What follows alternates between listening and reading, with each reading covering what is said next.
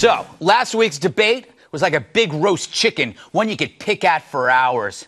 Some of it was tasty, some of it was dry, other parts were stringy and weird.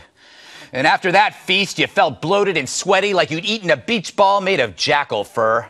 So what did we learn? First, there's no padding in polemics.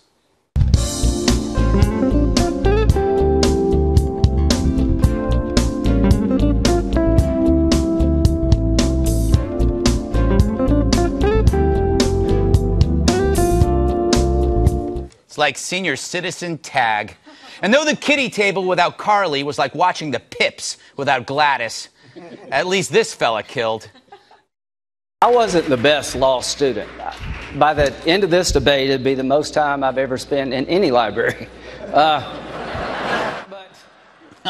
He's awesome. He would have been a great next-door neighbor on The Golden Girls. Always there with a grin, a hip flask, and a wrench to fix a leak. And then later, he satisfies Blanche. Oh, my gosh. We also learned that Ted Cruz will never stop kissing Trump's rump. His slogan should be, Ted Cruz, I'm Donald without money. I'm very glad that Donald Trump's being in this race has forced the mainstream media finally to talk about illegal immigration. Yes, finally. He's like the guy in high school who holds the jock's jacket while beating up nerds. But Ted also taught us how to stare. If I am elected president on the very first day in office, I will rip to shreds this catastrophic Iranian nuclear deal. Awesome. It's like you're trapped in an elevator with a street magician. He's every store manager who accused me of shoplifting. And what happened to Ben?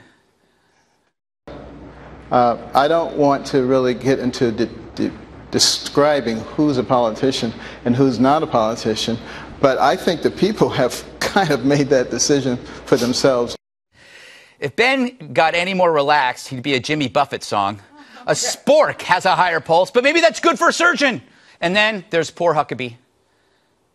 I would certainly love to get in on this. Well, you can use your minute however you want, but I want to ask this question. And I'm going to just say this. He waited 45 minutes for that first question. He was like a gay couple trying to get a marriage license in Moorhead. Moorhead. That's ironic. And what of the tough questions?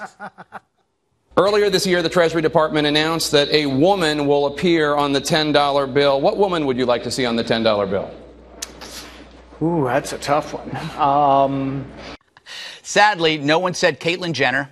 Doesn't anyone want to win this election? And then this nonsense on vaccines. 25 years ago, 35 years ago, you look at the statistics, not even close. He's an okay doctor. That was not science-y. And we had two doctors up there, and neither resuscitated the truth. What next? Shall we discuss my dental fillings, which are really listening devices controlled by chemtrails? Finally, of course, Trump.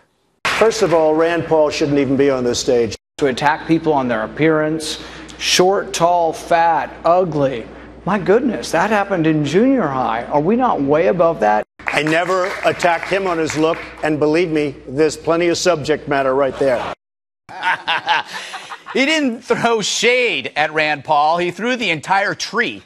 But that was it for him. True to his word, Donald didn't prep. Instead, he coasted on past promises. We have a lot of really bad dudes in this country. If I get elected, first day, they're gone.